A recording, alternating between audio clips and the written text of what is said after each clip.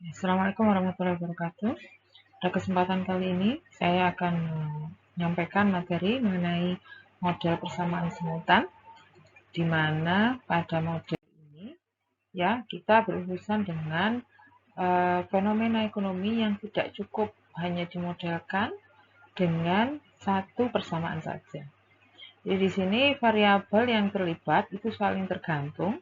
Kemudian ketergantungannya itu sifatnya tidak cukup kompleks sehingga tidak cukup jika hanya disajikan dalam satu persamaan. Ini tersaji dalam beberapa persamaan secara simultan di mana suatu saat ya ada satu variabel yang berfungsi sebagai yang berada di ruas kiri ya. Di persamaan yang lain dia ada di ruas kanan. Sebaliknya juga gitu. Ada variabel yang mungkin di persamaan pertama dia ada di ruas kanan, habis itu ada di ruas kiri. Atau dalam bahasa yang lain, suatu saat suatu variabel berfungsi sebagai variabel terikat atau respon sekaligus penjelas pada persamaan yang lain. Ya, jadi kuncinya model persamaan simultan adalah seperti itu. Hubungan sebab akibat antar variabel yang tidak bersifat satu arah saja. Karena kadang-kadang satu variabel perannya bisa ganda pada satu persamaan dan persamaan yang lainnya. Contoh nih, saya punya contoh di sini keseimbangan pasar mengenai banyaknya barang dan harga pasar. Jadi kalau semester lalu kalian belajar banyaknya barang itu adalah fungsi dari harga ya sebagai model dengan satu persamaan.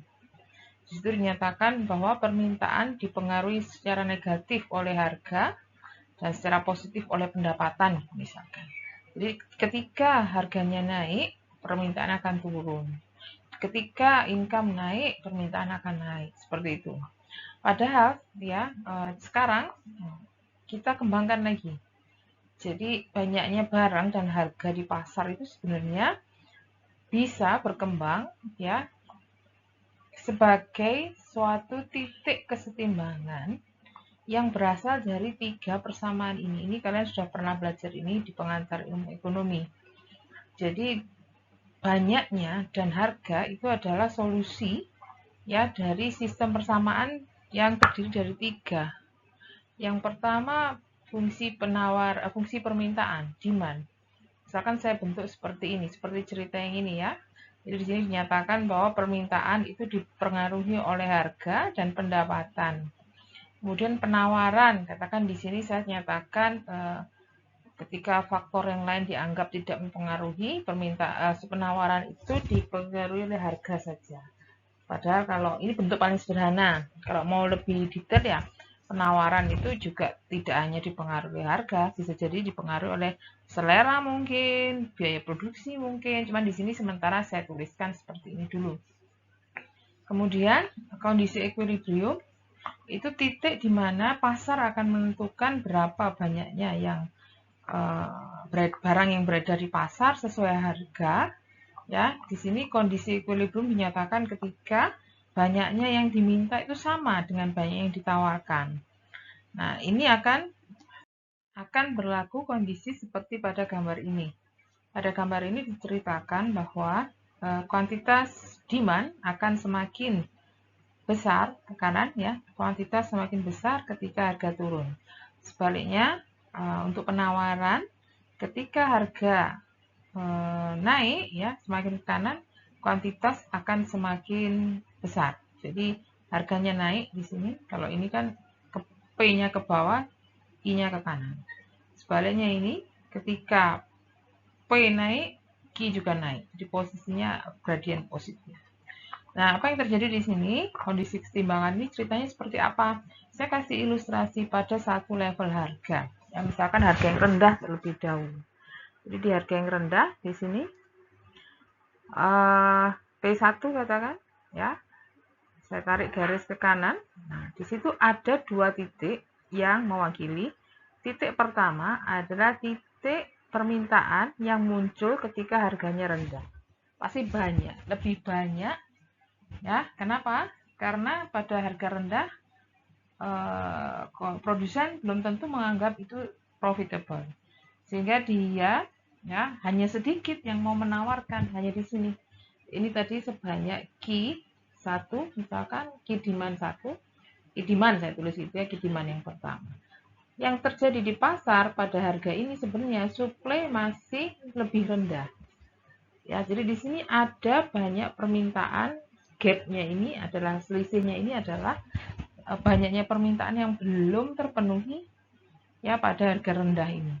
Alasannya karena ya pada harga rendah banyak yang mau beli, tapi pada harga rendah belum semua penjual atau produsen mau melepaskan barang. Itu hanya berapa produsen saja yang mau menjual. Oke. Nah, seiring kenaikan harga, saya kasih contoh ekstrim lagi yang satu yang di atas. Ini harga di sini P2 misalkan juga sama, terjadi dua hal. Terjadi dua hal. Yang pertama dari aspek demand terlebih dahulu, ya. Ketika harganya mahal, ya kuantitasnya sedikit, ya orang yang mau beli nggak banyak, ya karena mahal. Tapi dari segi supply sebaliknya dia senang sekali dengan harga tinggi ini, mau banyak yang menawarkan. Ada gap lagi di sini, ya. Yang terjadi di sini adalah yang ditawarkan terlalu banyak daripada yang diminta. Ya, jadi di sini kebutuhannya karena harga terlalu tinggi, nggak mau banyak orang yang tidak mau membeli, tapi yang menawarkan justru banyak dengan harga setinggi itu. Nah, untuk sebagai kompromi, ya ini agar barang bisa terbeli oleh orang-orang yang tadi menganggap harga terlalu tinggi, penawaran harus turun harganya, ya. Ini jalannya ke sini, penawaran harus turun harganya. Ya, demand juga akhirnya mengikuti. Semakin turun harganya, akan semakin banyak orang yang sebelumnya tidak mampu membeli, akhirnya bisa membeli. Jadi kuantitasnya semakin naik. Yang tadinya di sini naik di Q0. Ya, jadi Q0 ini adalah titik pertemuan ketika misalkan awalnya harga tinggi, yang beli cuma sedikit, kemudian dari aspek supply akhirnya melakukan kompromi menurunkan harga supaya orang yang sebelumnya tidak mampu jadi membeli, ya bertambah banyak yang membeli, bertambah banyak lagi seiring penurunan harganya ketemu di satu titik ini. Nah, titik inilah yang disebut dengan kondisi equilibrium, di mana banyaknya penawaran sama dengan banyaknya permintaan sama dengan banyaknya penawaran. Nah, secara matematis nanti kondisi equilibrium dan dua persamaan yang lain di atas itu ya adalah bentuk dari suatu sistem persamaan simultan yang disebut sebagai persamaan struktural. Karena di sini kita masih belum belum merubah persamaan ini sesuai hubungan keterkaitan antara poin 1, 2, dan 3. Ini masih apa adanya. Nah, tapi bisa kamu lihat bahwa yang saya nyatakan di depan tadi, price, harga, di sini sebagai penjelas dari demand. Ya. Terus, tapi dia juga berfungsi sekaligus nanti ya ketika kita memakai hubungan QD sama dengan QS, ya otomatis nanti P itu jadi rancu. Dia ini secara matematis dia menjelaskan atau sebaliknya ya dari cerita saya tadi, harga mempengaruhi demand. Tapi begitu demand naik, ya supply juga akan berubah. Ya, kalau supply berubah, harga juga mengalami perubahan. Jadi sifatnya apa? Bolak-balik gitu. Jadi tidak hanya satu arah. Jadi kadangkala harga mempengaruhi kuantitas, kuantitas juga mempengaruhi harga. Ya, jadi di situ walaupun ini bentuknya masih ini dua-duanya masih di kanan sebagai penjelas. Jangan lupa yang poin ketiga ini yang jadi ya penghubung antar keduanya. Sehingga P itu menyebabkan kuantitas, tapi ketika terjadi perubahan sesuai kondisi equilibrium ini akan efek sebaliknya, P juga akan menentukan kuantitas. Ya, kebalik, harga menentukan kuantitas, tapi nantinya kuantitas juga akan menentukan harga, sesuai gambar saya tadi di slide sebelumnya. Nah, parameter-parameter ini masih parameter yang sifatnya struktural, karena ketika dilihat satu persatu seolah-olah ini kan berdiri sendiri.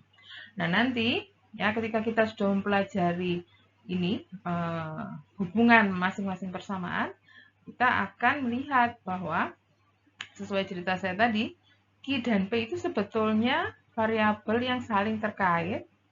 Kemudian satu dengan yang lainnya itu tidak bisa lepas, ya, dan harus dicari solusinya dari sistem persamaan ini. Solusi dalam artian seperti gambar tadi. Di gambar yang seperti ini tadi, ya, P dan Q yang dimaksud itu dari temunya di sini. Jadi tidak bisa lepas, ini akan beda hasil, ya. Kalau misalkan kita ambil titik yang di sini, titik yang di sini, katakan ini tadi Q1, P1, di sini P yang lain, ya mungkin P-nya sama tapi Q-nya lain. Jadi yang diharapkan adalah misalkan tadi Q0 dari sudut pandang demand, dari sudut pandang supply juga sama-sama P0 dan Q0, satu solusi, ya. Jadi satu solusi yang menyebabkan bahwa Q dan P ini adalah variabel yang sifatnya endogen. Dia tidak bisa sendiri, ya, tidak bisa punya informasi lepas. Ini dua-duanya saling terkait. Dalam bahasa lain saya, kalau nanti di persamaan-persamaan simultan selanjutnya, P dan Q itu bisa dua-duanya berperan sebagai penjelas di salah satu persamaan. Pada aspek persamaan lain, suatu saat dia juga akan menjadi variabel terikatnya, ya. Oke, ini adalah persamaan endogen. Kemudian satu-satunya variabel yang bukan merupakan solusi, ya, yang digambar ini tidak kelihatan, ya, tidak digambarkan, itu adalah variabel Y, variabel pendapatan.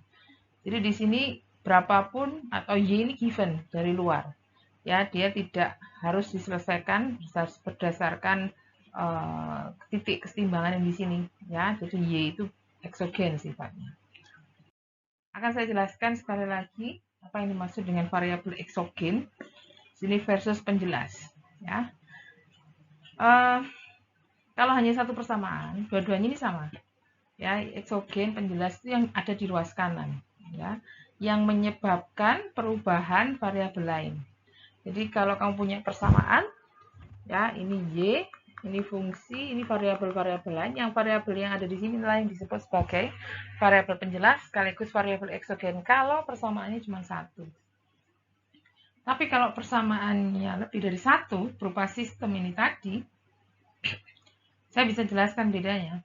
Kalau harga ini sifatnya menjelaskan demand maupun supply, ya, dua-duanya dijelaskan oleh harga, ya.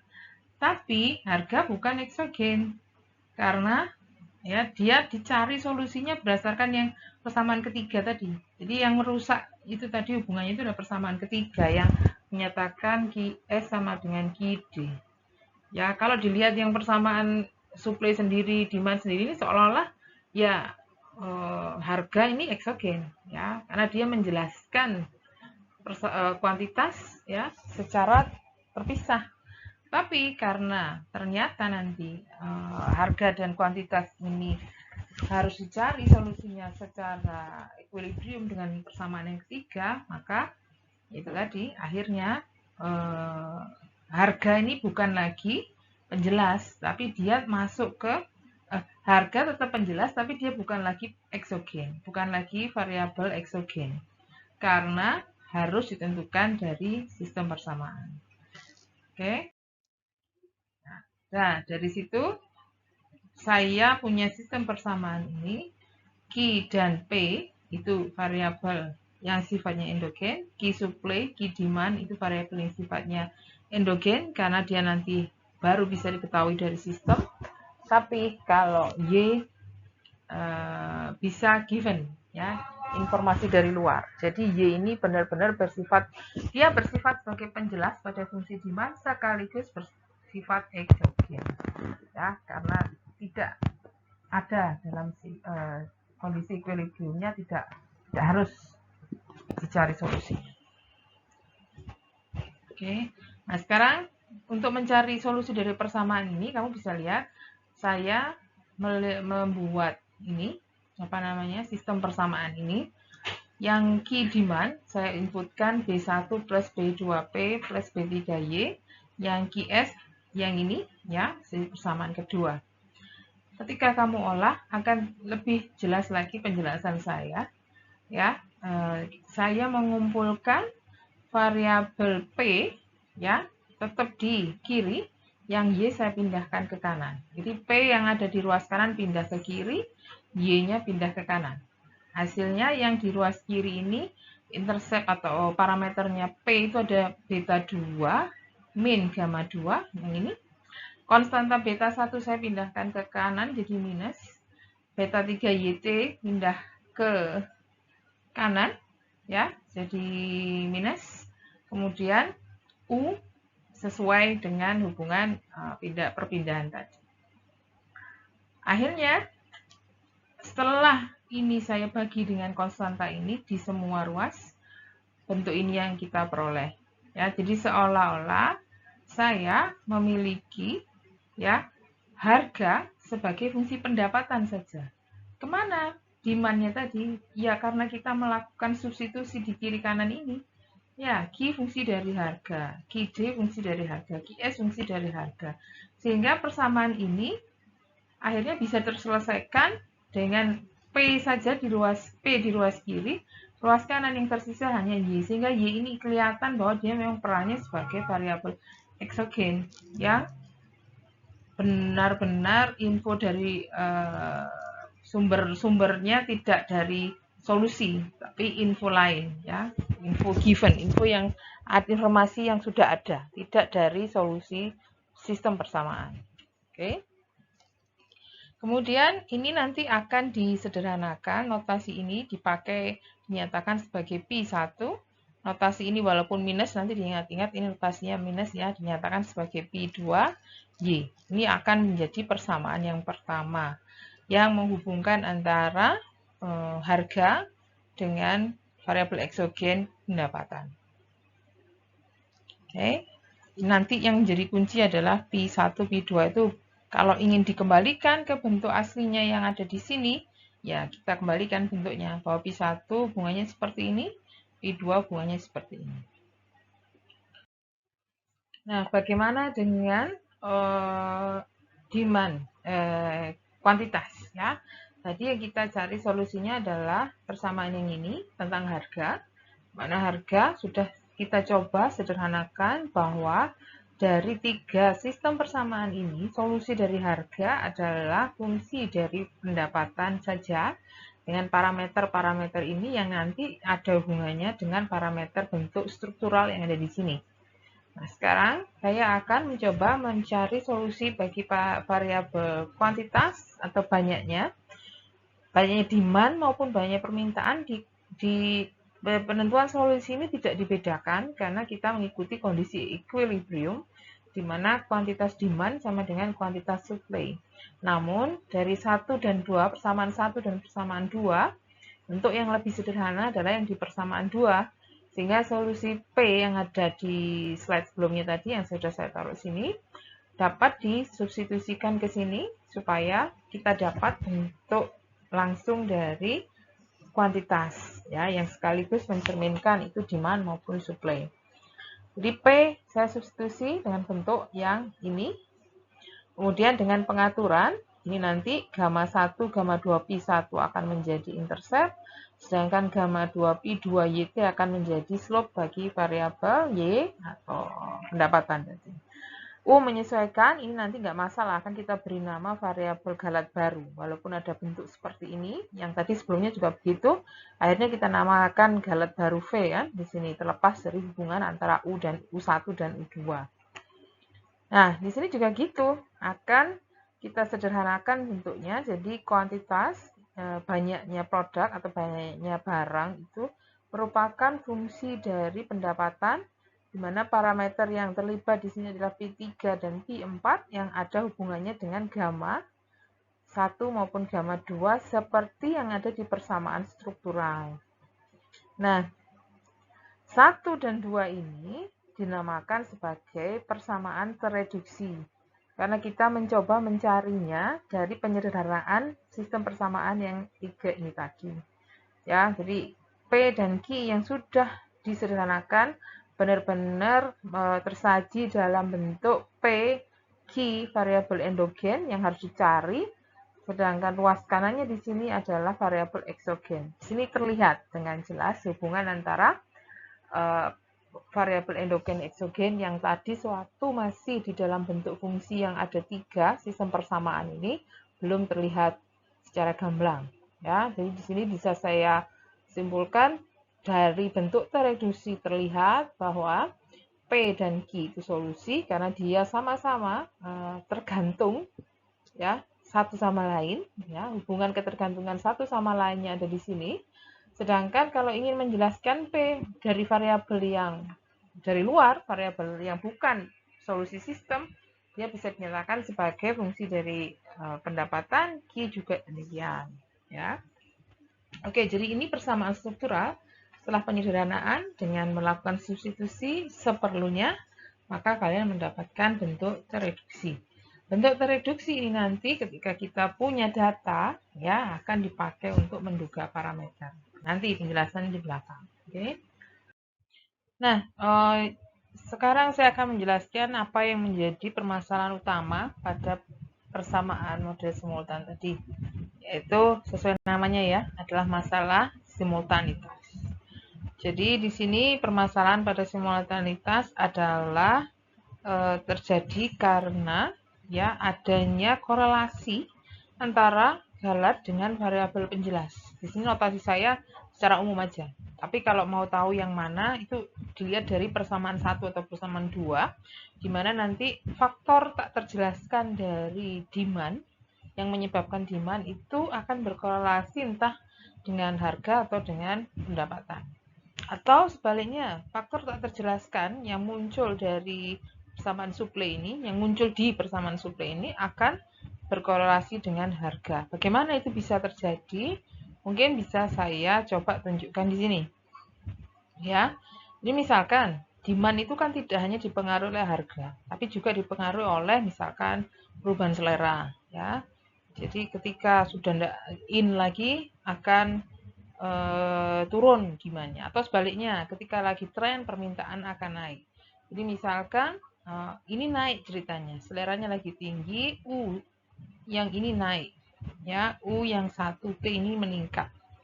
Peningkatan U1T akan menyebabkan demand membesar, ya akan menyebabkan demand meningkat. Nah itu posisinya digambarkan dari pergeseran kurva demand yang semula di sini ya dengan kondisi equilibrium Q0 dan P0 itu geser ke atas di D1 di mana supply tidak ada perubahan.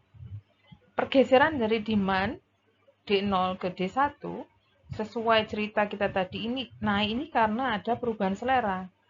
Lagi in produknya mungkin sehingga banyak orang yang dengan harga dengan penawaran yang tetap terjadi permintaan yang lebih tinggi dari sebelumnya. Ya, otomatis pikirkan secara logika, ketika ini kesetimbangannya dibentuk, maka otomatis ya akan berpindah secara matematis saja. Pergeseran ini ke atas akan menyebabkan Q lebih tinggi, harga juga lebih tinggi. Ya, di situ mekanismenya karena semakin banyak yang ingin membeli, ya, maka kuantitas ini akan lebih banyak dan ketika penawaran belum merubah harga, ya penawaran belum melakukan perubahan apapun, efeknya ada pada pertemuan dua garis yang berada di titik kesetimbangan baru, di mana semakin banyak semakin banyak barang yang beredar pada harga yang lebih tinggi. Ya, nah sekarang mekanismenya di persamaan ini artinya apa? Nah, ketika tidak ada perubahan pada suplai, garis geser, tadi sudah saya jelaskan, kesetimbangan baru itu berada di posisi yang kuantitas lebih tinggi, harga lebih tinggi. Seolah-olah ya P yang lebih tinggi itu disebabkan karena U yang naik tadi. Jadi ketika U naik, P naik. Nah, artinya apa? Padahal U dan P ini ada sama-sama di posisi ruas kanan suatu persamaan, baik itu di persamaan demand maupun persamaan supply, ya. Nah, berarti di situ ada korelasi antara harga dengan salah satu variabel penjelas, Kebetulan contoh saya tadi ini contohnya kan U yang berhubungan dengan demand, ya selera itu tadi.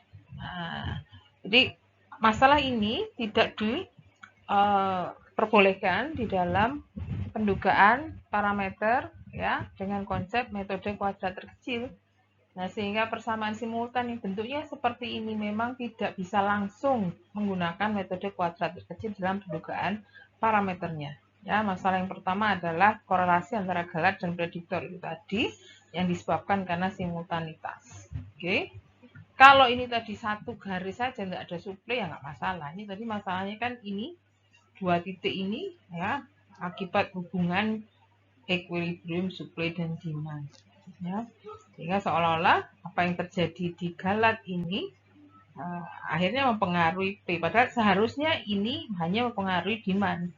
Tapi karena ada hubungan yang apa kondisi equilibrium ini tadi akhirnya seolah-olah U ini mempengaruhi P. Oke.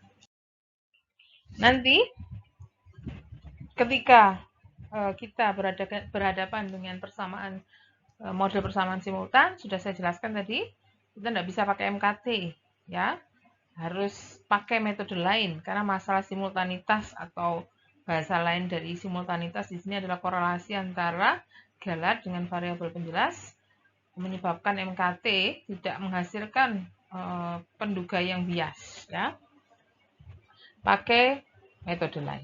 Masalah berikutnya adalah masalah identifikasi ya. Jadi kamu lihat di sini saya punya dua gambar.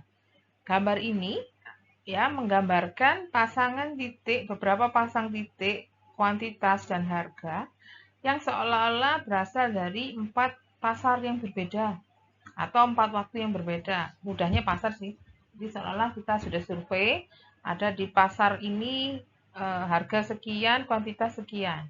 Pasar yang lain harganya lebih tinggi, kuantitasnya lebih rendah. Ini juga gitu ya, ada perbedaan antara beberapa pasar mengenai harga dan kuantitas yang berlaku di sana.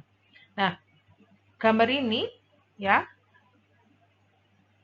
kalau misalkan saya kembali ke cerita yang tadi, yang di slide sebelumnya, sebetulnya adalah pertemuan antara supply dan demand pada masing-masing pasar. Jadi di gambar B ini kelihatan, ya, saya gambarkan seolah-olah ini ada garis demand, garis supply, yang mungkin bentuknya satu sama lain beda-beda. Ya, yang kita amati di realnya hanya titik atau hanya nilai kuantitas dan nilai harga di setiap pasar. Tapi bagaimana bentuk demand dan bentuk supply-nya ini sebenarnya kita tidak tahu. Ya, karena kita hanya punya satu titik. Di satu pasar kita hanya punya satu titik. Ya, tidak bisa mengamati beberapa titik karena waktu kita survei di suatu pasar itu yang kita tahu ya harganya sekian, barang yang yang transaksinya laku sekian. Ya, pasar lain juga begitu, pada harga sekian lakunya sekian. Jadi tidak ada informasi tentang bagaimana membentuk demand dan supply pada masing-masing pasar. Ya, jadi seolah-olah di satu titik ini saya zoom gitu ya, saya perbesar hanya di satu pasar saja. Titik ini bisa jadi pertemuan dari macam-macam demand ini dengan supply ini, atau yang miringnya seperti ini, demand kedua dengan supply yang kedua. Jadi berbagai kemungkinan garis bisa saja terbentuk yang menghasilkan perpotongan di satu titik ini. Jadi kalau hanya diberi informasi tentang D dan Q di satu pasar, kita tidak mungkin bisa membentuk garis demand dan garis supply. Ya, bagaimana karakter harga dan demand atau harga dan supply di pasar itu tidak akan bisa kita peroleh. Perlu informasi tambahan. Nah, ini namanya masalah identifikasi. Ya. Ini contoh permasalahan identifikasi mungkin bisa saya perjelas ketika saya mempunyai informasi tambahan. Jadi garis S ini abaikan dulu, anggap aja nggak ada. Jadi saya punya bentuk demand ya yang kira-kira begini. Terus habis itu ada perubahan yang perubahan faktor lain yang mengakibatkan pergeseran demand, misalkan pendapatan atau tadi selera ya, contoh saya tadi, akhirnya bentuk demand, garis demand yang kedua naik, bergeser ke atas di titik yang baru. Terus kita lihat pada pendapatan lain, pendapatan yang lebih tinggi, bentuknya demandnya di sini, posisinya naik. Pendapatan lebih tinggi lagi, posisinya naik lagi, dan seterusnya. Jadi seolah-olah saya sudah mendapatkan imajinasi, nanti posisi suplainya ini ya pasti di tengah, katakan di tengah-tengahnya garis yang putus-putus ini nyambung terus ke atas, kira-kira seperti itu bentuknya. Ya, jika kita sudah mempunyai hubungan antara demand dan faktor lain yang menyebabkan pergeseran demand, ya, pendapatan misalkan, seolah-olah kita bisa menggambarkan posisi ini garis pada pendapatan pertama, garis pada pendapatan kedua dan seterusnya, yang menyebabkan kita bisa mempunyai clue tentang bentuk garis suplai seperti ini. Oke, jadi harus ada informasi tambahan. Ya, jadi variabel pendapatan ini bisa digunakan untuk mengidentifikasi garis suplai. Nah, sebaliknya untuk cerita yang lain, jadi katakan tadi kalau hanya satu titik gini aja di sini nggak bisa. Ya, jadi kamu harus cari info lain. Bagaimana hubungan P dan Q ketika biaya produksinya turun, misalkan. Nah, ketika biaya produksi turun, ada informasi bahwa suplai ini akan berada di posisi yang harganya lebih rendah, bisa menawarkan lebih banyak, gitu toh. Jadi kalau biaya produksi turun, yang terjadi adalah kesetimbangan di mana harga lebih murah, yang ditawarkan lebih banyak. Turun lagi juga begitu, ya. Jadi ketika biaya produksinya turun lagi, posisinya jadi ke S3, di S4 dan S5 dan seterusnya, dengan kira-kira kesetimbangan yang berubah tadi dari sini ke sini, sini ke sini, sini ke sini, dan seterusnya, akhirnya membentuk jejak bentuk variabel, bentuk garis penawaran. Ya, jadi informasi tentang biaya produksi ini membantu kita menelusuri bentuk fungsi demand-nya. Kebalikan ya. Jadi faktor yang menjelaskan demand selain harga, contoh kita tadi pendapatan, membantu kita menelusuri keberadaan atau bentuk fungsi suplai. Sebaliknya, faktor lain selain harga yang mempengaruhi suplai, contohnya di sini biaya produksi, akan membantu kita menelusuri bentuk dari demand. Ya, jadi titik kesetimbangan di beberapa biaya produksi ini malah menjadi petunjuk bagi kita bagaimana bentuk demand-nya. Gitu. Ya, jadi itu cerita tentang identifikasi. Jadi secara garis besar, jika kita memiliki persamaan simultan, tidak cukup kita hanya membentuk atau mendapatkan informasi tentang variabel endogen. Ya, jadi konsepnya produksi, biaya produksi, konsep pendapatan di tadi yang contoh sebelumnya, itu dua-duanya bersifat eksogen. Jadi produksi maupun pendapatan sifatnya di sini tidak merupakan solusi dari diagram ini. Tidak tergambarkan di sini kecuali geser-gesernya kurva suplai atau geser-gesernya kurva demand di gambar sebelumnya. Ya, jadi produksi dan pendapatan tadi adalah tipikal variabel eksogen yang sangat membantu untuk mengidentifikasi masalah ini, bentuk fungsi demand dan fungsi supply. Jadi peran variabel eksogen itu sangat penting di dalam model persamaan simultan, ya.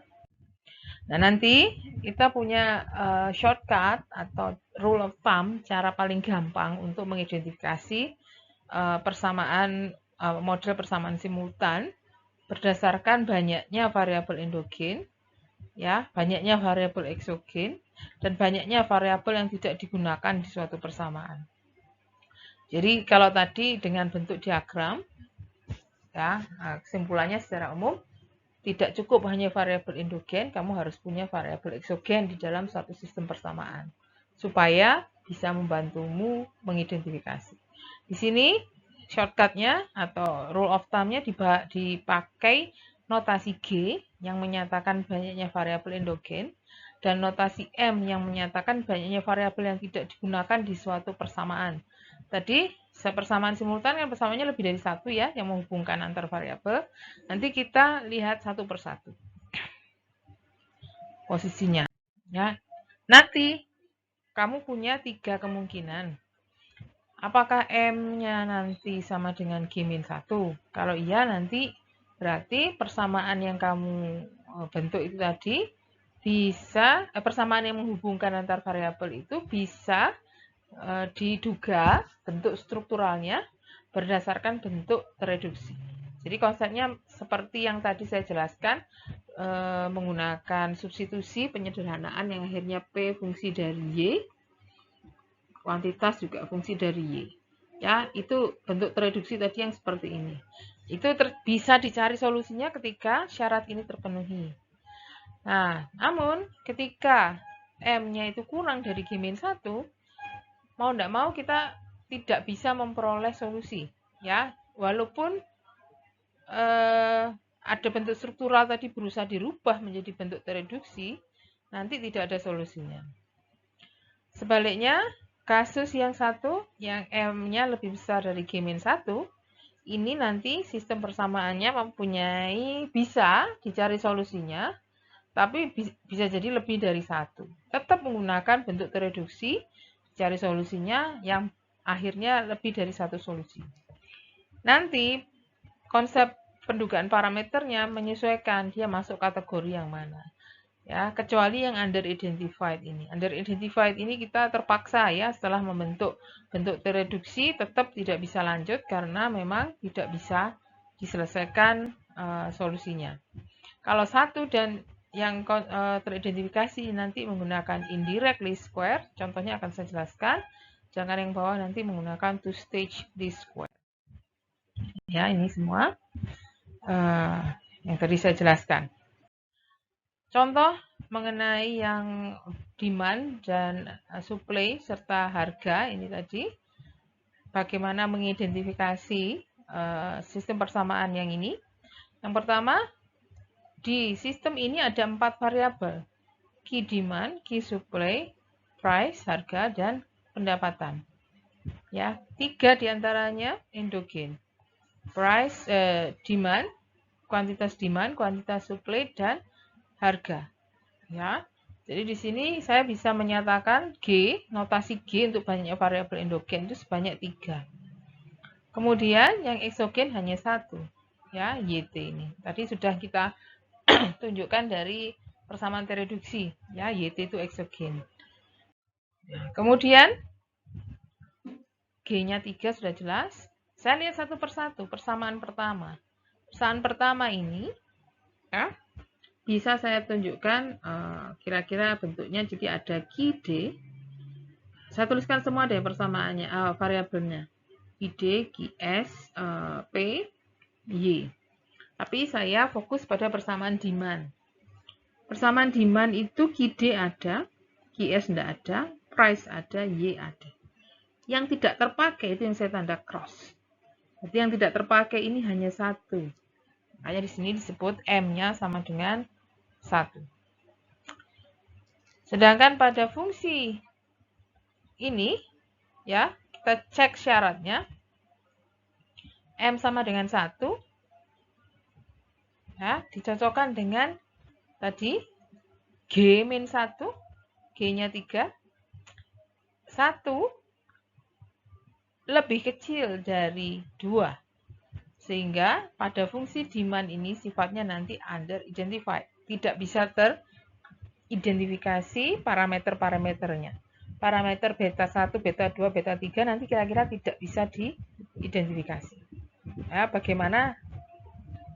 Ikuti saja dulu. Kemudian, ini ya, jadi efek dari M yang ternyata lebih kecil dari 2, 1 lebih kecil dari 2, menyebabkan fungsi demand ini kita tidak bisa duga parameternya. Semuanya tidak bisa. Sebaliknya untuk yang fungsi supply. Fungsi supply kalau saya buat konsep seperti tadi, ada QD, ada QS, ada P, ada Y. Demand tidak ada, kuantitas supply ada jelas, P ada, Y-nya tidak ada. Yang tidak terpakai ada 2. Ya, dituliskan sebagai M sama dengan 2. Nah, hubungan yang sebelumnya tadi untuk menyatakan apa sih sifatnya adalah perbandingan antara M dengan G-1. G-1-nya 2, berarti di sini M yang sama dengan 2 memang betul sama dengan 3-1. Jadi nanti fungsi suplai ini yang mana yang fungsi ini gamma 1 plus gamma 2P, gamma 1 maupun gamma 2-nya nanti akan teridentifikasi. Ya, jadi fungsi suplai nanti kita dapat pendugaan parameternya menggunakan konsep indirectly square. Jadi dari persamaan model simultan yang seperti ini kita sudah coba identifikasi ada 3 variabel endogen. Persamaan pertama M-nya 1 karena hanya satu variabel yang tidak dipakai menyebabkan dia tidak teridentifikasi nanti. Persamaan demand, persamaan supply M-nya 2 yang sesuai aturan, sesuai rule dia M-nya sama dengan G-1 maka bisa diidentifikasi semua. Nah, kalau saya kembalikan ke gambar yang tadi, ya, demand itu mempunyai info lain tentang pendapatan.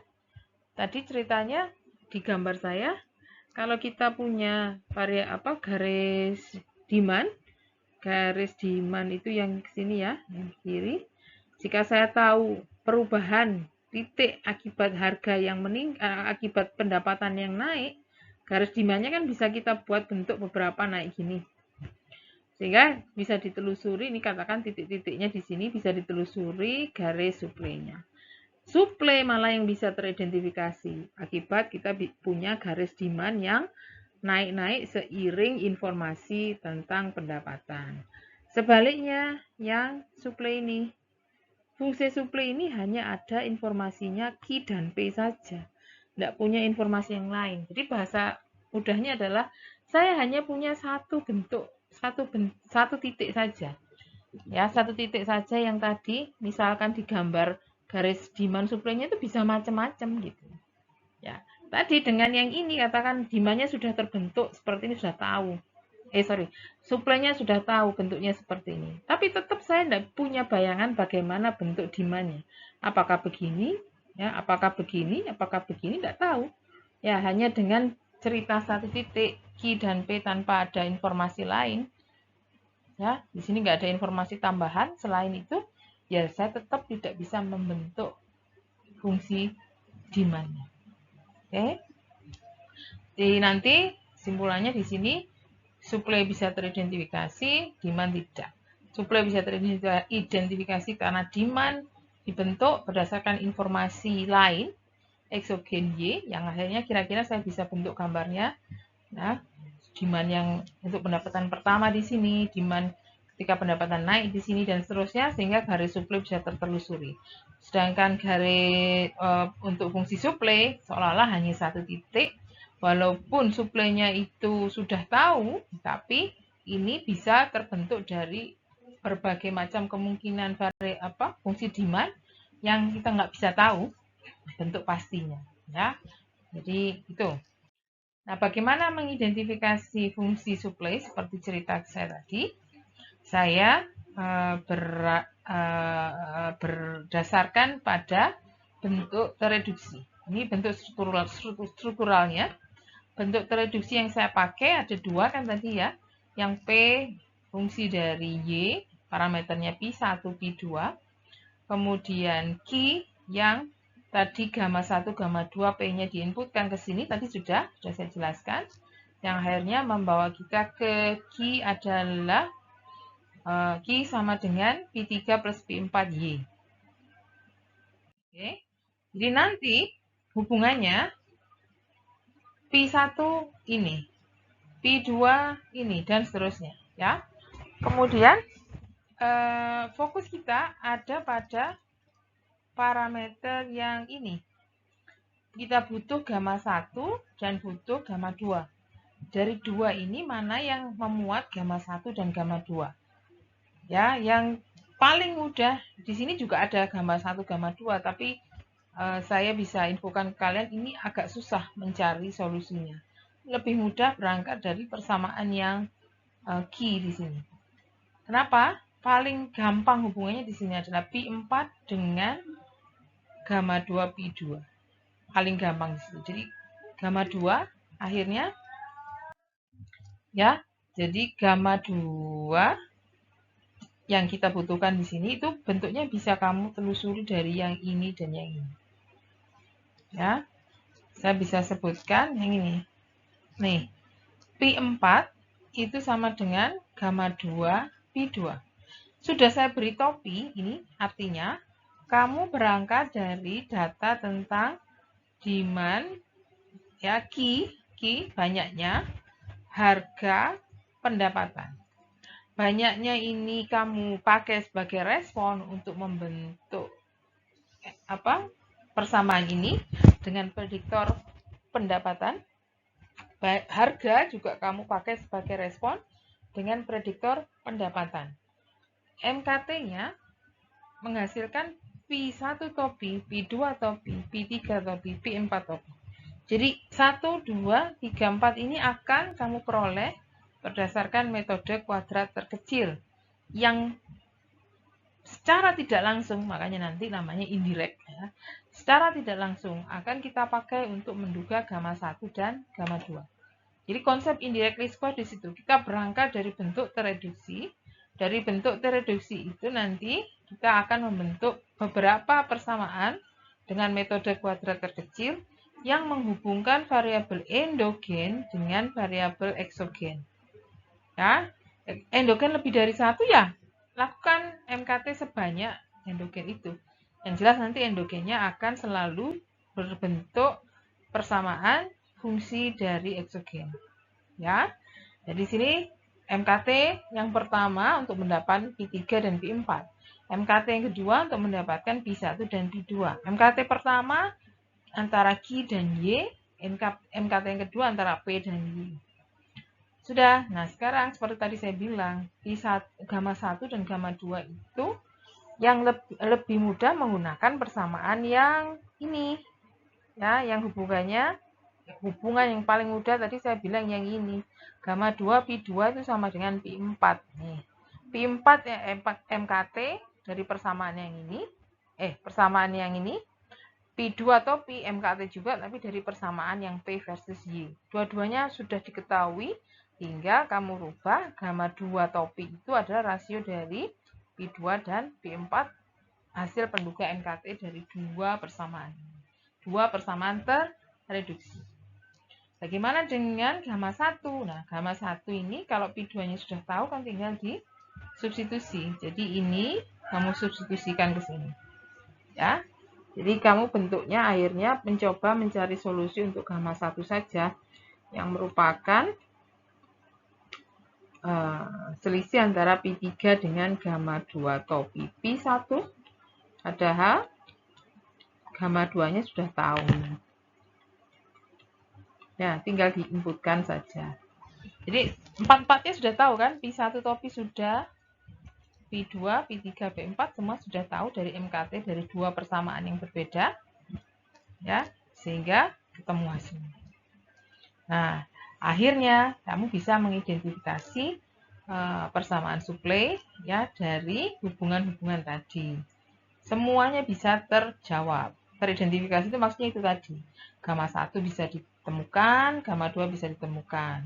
Gamma 1 hubungannya seperti ini, ada gamma 2 topinya, gamma 2 topi juga langsung bisa diperoleh dari parameter-parameter yang ini. Ini semua Pi-nya parameter persamaan tereduksi. Sebaliknya, untuk persamaan demand. Ya, persamaan demand itu nanti membutuhkan beta 1, beta 2, beta 3. Yang melibatkan beta 1, beta 2, beta 3 itu persamaan yang P di sini. Yang ada P-nya Pi1 dan Pi2. Pi1 yang ini, Pi2 yang ini. Ini sudah saya tuliskan. Sekalipun kamu sudah mendapatkan penduga metode kuadrat terkecil bagi fungsi Q, ya, persamaan Q, fungsi dari Y, persamaan P, fungsi dari Y, dapat 4-4-nya. Ketika saya berusaha menyusun kembali, indirectnya tadi, ini kan directnya. Ya, indirectnya ya harus dikembalikan ke bentuk aslinya parameter yang dibutuhkan, beta. Gamma 1 topi, tadi misalkan sudah ada. Beta 1 belum tahu, beta 2 belum tahu, gamma 2 sudah. Tadi di yang sebelumnya sudah diketahui. Jadi untuk persamaan yang ini, untuk mendapatkan beta 1, jadi di sini masalahnya saya centang yang sudah ada ya. Pi1 sudah ada. Gamma 2 tadi sudah, gamma 1 sudah. sudah. Tapi di sini ada dua yang belum diketahui. Beta 1 topi, beta 2 topi juga dua-duanya belum diketahui. Kita pending dulu. Kita lihat yang satunya. Bagaimana dengan yang satunya? Pi2. Pi2 ini ya. Beta 3 topi, beta 2 topi, gamma 2 topi. Saya centang yang sudah tahu. Beta 2 tahu. Pi2 tahu dari sini. Gamma 2 tahu dari sebelumnya. Beta 3 belum tahu. Beta 2 topi juga belum tahu. Oke. Mau dirubah sekalipun, ya, mau disubstitusi sekalipun, kesimpulannya apa? Kita punya 3 yang belum diketahui. 3 parameter yang belum diketahui. Beta 1 topi, beta 2 topi, beta 3 topi, padahal persamaannya hanya ada 2. Nah, itu kalau secara matematis, ya, memang kita kekurangan informasi di sini. Makanya di sini istilahnya under-identified, tidak bisa teridentifikasi. Jadi walaupun saya sudah punya 2 bentuk hubungan antara penduga MKT persamaan tereduksi dengan beta-beta persamaan struktural yang saya butuhkan di sini, ini belum cukup. Ya, belum cukup untuk mendapatkan beta 1, beta 2, dan beta 3. Lain halnya kalau ini kita punya Pi3 gitu misalkan, dari sini bukan Pi3 yang ini ya. Misalkan di sini ada variabel lain, ya, di sini ada variabel tambahan, sehingga di sini saya punya Pi1 topi eksogen tambahan. Jadi ada eksogen tambahan, saya kasih namanya misalkan X gitu ya. Ada P3XT, ya, galat. Terus di sini juga sama, Q-nya juga ada, akhirnya bukan lagi Pi3 ya. Kan ini Pi4 YT, P4 plus Pi5 YT plus Pi6 XT. Nah, dua-duanya menggunakan 2 eksogen. Pi-nya jadi ada 6. Nah, bisa jadi nanti ketika kita menggunakan bentuk yang itu, ya, menggunakan bentuk struktural dengan tambahan eksogen, ya, tapi kali ini eksogennya harus eksogen yang menjelaskan supply. Jadi eksogen yang kita pakai kan eksogen pendapatan, hanya menjelaskan demand. Bisa jadi yang ini bisa teridentifikasi, ya. Nanti bisa dicoba, mungkin ini akan bisa kalian pakai sebagai latihan. Oke. Nah, jadi di sini kesimpulannya sudah saya tunjukkan. Ketika eksogen hanya 1, terlebih itu yang mewakili demand saja, ya, eksogen yang menjelaskan demand, maka persamaan demand justru tidak dapat diidentifikasi. Ya, hanya eksogen yang mempengaruhi demand ini justru dipakai untuk mengidentifikasi yang persamaan supply. Tidak punya counterpart, ya, yang persamaan supply tidak ada eksogen yang lain, sehingga di sini persamaan demand-nya justru jadi korban, dia tidak dapat diidentifikasi. Oke, bagaimana penggunaan indirect least square dengan software? Ya, kamu seperti tadi semi manual, jadi kamu harus mendapatkan dulu bentuk persamaan tereduksi. Persamaan tereduksinya nanti, ya, dijadikan pedoman untuk menduga dengan MKT. Nih, misalkan, ya, jadi masukkan Y prediktor, kuantitas sebagai respon. Y prediktor, kuantitas sebagai price sebagai respon. Di sini akhirnya dapat penduga-penduga Pi1, Pi2, Pi3, dan Pi4. Ini Pi3, Pi4, ini Pi1, Pi2. Masukkan hubungan yang tadi. Jadi Pi1, Pi2, Pi3, Pi4 terutama yang tadi dipakai untuk mengidentifikasi supply. Ya, dengan bentuk hubungan yang tadi, ya. Jadi gamma 2 adalah rasio dari Pi4 dan Pi2. 0, sekian dengan 0,0 sekian, itulah gamma 2-nya. Kemudian gamma 1 dibentuk dari yang hubungan ini, inputkan semua informasi yang ada di sini, ya, 100 dikurangi ini dan seterusnya. Ya. Kemudian hasil inilah yang kita pakai untuk mendapatkan fungsi supply. Fungsi demand gimana? Tidak dapat diidentifikasi karena hitungan-hitungan analitiknya tadi sudah menunjukkan bahwa terlalu banyak yang tidak diketahui daripada informasinya. Ya. Oke, interpretasinya sama. Ketika ini kan harga ya, ketika terjadi kenaikan harga 1 unit, maka penawarannya akan naik sebesar 0,644 unit. Ya, satuannya kebetulan tidak saya tuliskan di sini.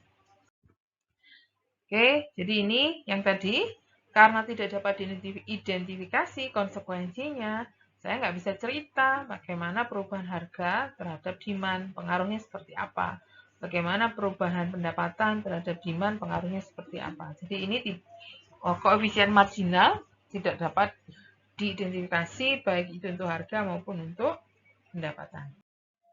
Contoh yang lain yang nanti mengarah ke two-stage least square. Jadi di sini saya punya model ISLM tentang jumlah uang beredar sebagai fungsi dari pendapatan dan suku bunga, laju inflasi, ya. Itu. Jadi yang persamaan yang pertama, suku bunga adalah fungsi dari uang beredar dan pendapatan. Di sini pendapatan PJB yang dipakai. Uang beredarnya kebetulan ada dua bentuk, ya. Nah, sekalian kita belajar time series, masuk ke time series, itu ada MT dan M time lag 1. Kemudian sistem persamaan yang persamaan yang kedua adalah pendapatan sebagai fungsi dari suku bunga dan investasi. Nah, ini sistem persamaan. Kenapa? Karena pendapatan ini di persamaan suku bunga itu penjelas. Ya, dari sini. Tapi di persamaan IS, ya, pendapatan ternyata juga disebabkan oleh suku bunga. Bukan muter aja ya.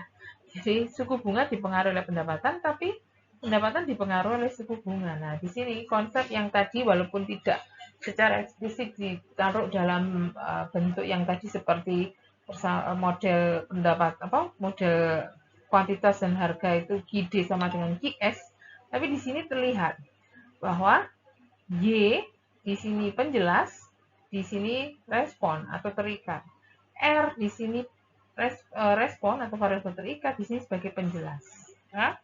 Sedangkan variabel M, variabel Y, variabel I, termasuk yang ini, sama-sama tidak berada di solusi sistem. Ya, karena ini lepas, benar-benar hanya menjelaskan.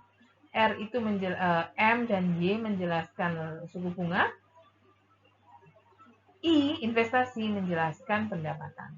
Ya, jadi M dan Y serta I ini tidak pernah menjadi variabel terikat yang menyebabkan dia sifatnya adalah eksogen. Ya. Jadi kalau ditelusuri untuk identifikasi, endogennya ada 2, YT dan RT, eksogennya ada 3, MT-1 dan IT. Kemudian kalau diidentifikasi seperti tadi pada variabel LM, ya, RT ada, ya, MT ada, MT-1 ada, YT ada, nggak ada kan I.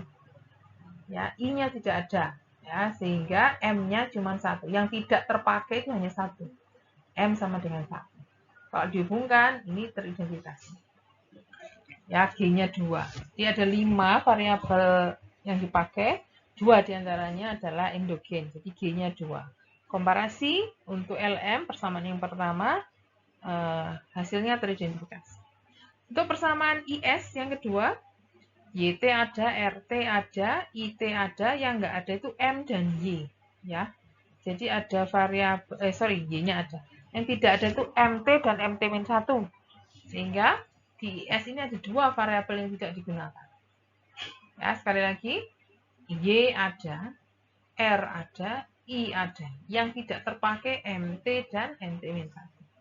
Ada 2 yang tidak terpakai, sehingga sifatnya kalau tadi M-nya 1, di sini M-nya 2, sehingga 2 lebih besar dari 1, maka over identify.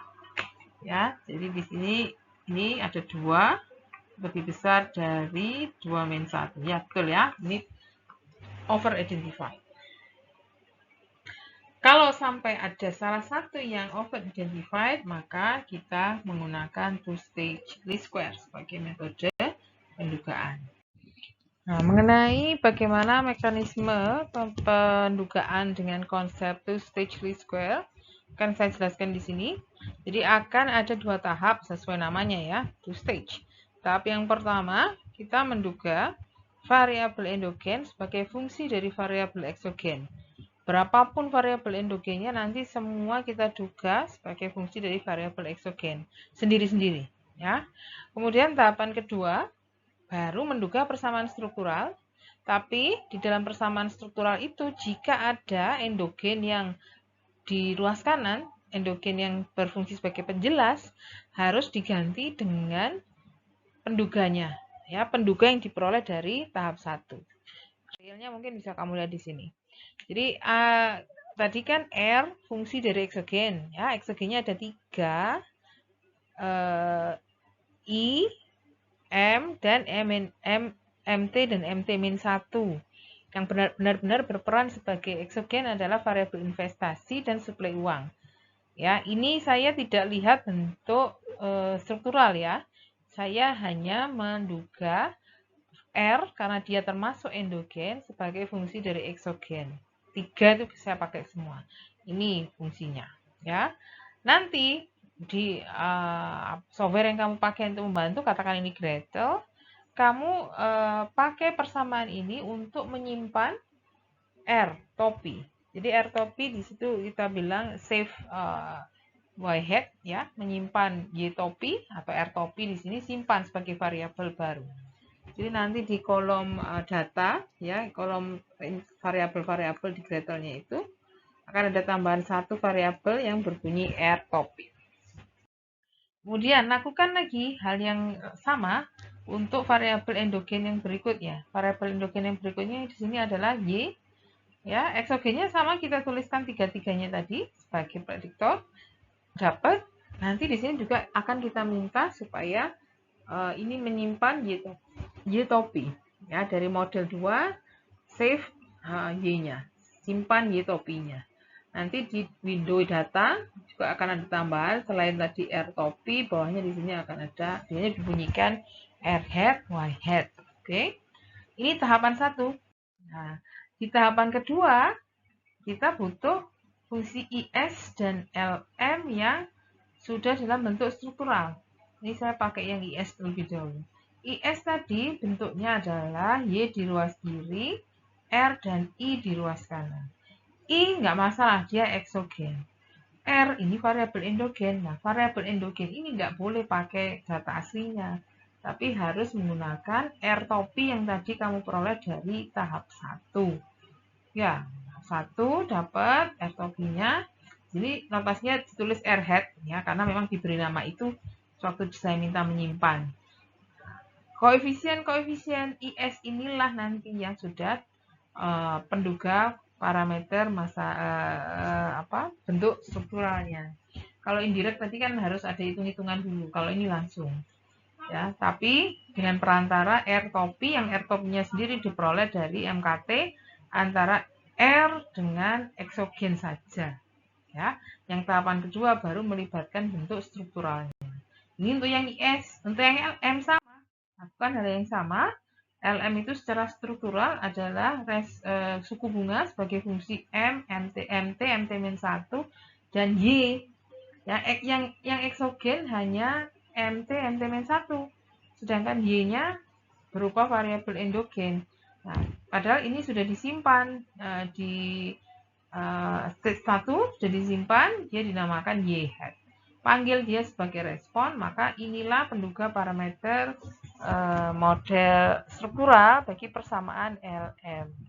Oke. Nah, nanti akan saya di sini akan saya tunjukkan sebetulnya opsi two stage least square itu sudah ada otomatisnya di Gretel. Tapi mungkin nanti pada sesi diskusi akan coba saya tunjukkan bahwa ketika kamu menggunakan variabel deret waktu, time lag ini tidak otomatis muncul, tapi perlu kamu generate. Nanti perintahnya nanti di bagian add time lag gitu ya. Nanti kalau sudah dilakukan akan muncul di sini M, di sini MT-1 ya. Kemudian bagaimana opsi two stage least square, pergi ke model instrumental variable, di sini ada two stage least square. Terus ada 3 kotak yang harus kamu isi ya. Di sini ada kotak dependent variable, ada kotak regressor, ada kotak satu lagi instrumen. Sini belum kelihatan. Tapi yang jelas pendefinisiannya nanti ketika kamu berusaha menduga model LM ya. Jadi dua-duanya ini kamu melakukan two stage least square itu 2 kali. Untuk mendapatkan LM dan untuk mendapatkan IS. Kalau kamu punya persamaan yang lebih dari 2 ya nanti satu-satu setiap persamaan. Tapi dari situ sebelum kamu mengoperasikan ini kan harus sudah tahu mana yang endogen, mana yang eksogen, mana yang penjelas gitu ya. Jadi dari persamaan LM ini kalau ditanya mana dependennya jelas R, mana regresornya ada M, ada Y, ada MT, ada Y, MT-1. Jadi di sini kotak ini sudah saya inputkan Y dan M. Tapi MT-1-nya belum terlihat, bisa kamu lakukan dengan mengatur bagaimana menciptakan lag-nya di bagian bawah sini ada untuk lag variable, bisa kamu klik sehingga bisa diatur di sini bagaimana M yang kita pakai untuk lag 0 dan lag 1. Lag 0 berarti ya MT, lag 1 itu MT-1. Oke. Kemudian untuk variabel instrumen itu adalah variabel eksogen murni ya, hanya variabel eksogen. Di variabel eksogen yang ada di kasus ini adalah MT, MT-1 dan IT. Sama seperti tadi. Ini tadi setelah saya klik muncul hanya ya MT-1 ini. Di bagian ini nanti ya, ketika M sudah kamu klik ke sini, ini loh yang harus diklik nanti lock. Kemudian akan muncul kotak ini ya, yang ini tadi kan settingan yang sewaktu kita inputkan di regresor. Sedangkan yang ini yang kita butuhkan untuk instrumennya. Jadi I sudah nggak masalah karena hanya IT yang dipakai. M ada 2, yang M0 dan M1. Di sini maksudnya MT, di sini MT-1. Ini awalnya 0. Ketika kamu buat ini 1, maka klik OK. Di sini akan muncul dua-duanya MT, MT-1, MT, MT-1. Bedanya di sini sesuai bentuk persamaan struktural. Kalau di sini hanya eksogen. Ya, kita klik OK, maka otomatis akan menghasilkan penduga seperti ini yang sebetulnya sama persis dengan yang kita lakukan dengan konsep yang tidak otomatis tadi. Yang benar-benar kita duga pertama R sebagai fungsi eksogen, Y sebagai fungsi eksogen, terus simpan R head, simpan Y head, baru masuk tahap kedua mendapatkan LM dengan bentuk struktural yang ada di Y-nya pakai Y head ya. Di sini dapat persis seperti yang persamaan yang tadi ya. Lihat, ini yang persamaan yang tadi, yang ini outputnya. Jadi buat output dengan otomatis, two stage least square yang otomatis ya, hasilnya sama. Sama juga dengan prosedur yang sama dengan IS, cuman di IS yang saya masukkan sebagai dependent itu Y, regresornya itu yang di ruas kanan cuma R dan I ya, I dan R, nggak ada M, tapi eksogen instrumennya adalah seluruh variabel eksogen dengan cara yang sama ketika harus memunculkan MT-1 ya. Klik OK, maka hasilnya ini compare dengan yang tadi saya pakai two stage secara manual. Jadi hasilnya sama ya. Nah, silakan kalau mau mencoba tahapannya sudah saya jelaskan. Jika mau otomatis seperti ini. Jadi otomatis langsung model instrumental variable to stage least square, tapi di situ kalau belum tahu mana endogen, mana eksogen, kamu tetap akan kesulitan memasukkannya. Jadi harus diawali dari identifikasi dulu mana yang endogen, mana yang eksogen ya. Oke, dari saya penjelasannya seperti itu dulu. Silahkan dipelajari, nanti pertanyaan yang muncul silahkan disampaikan pada sesi diskusi. Atas perhatiannya terima kasih. Assalamualaikum warahmatullahi wabarakatuh.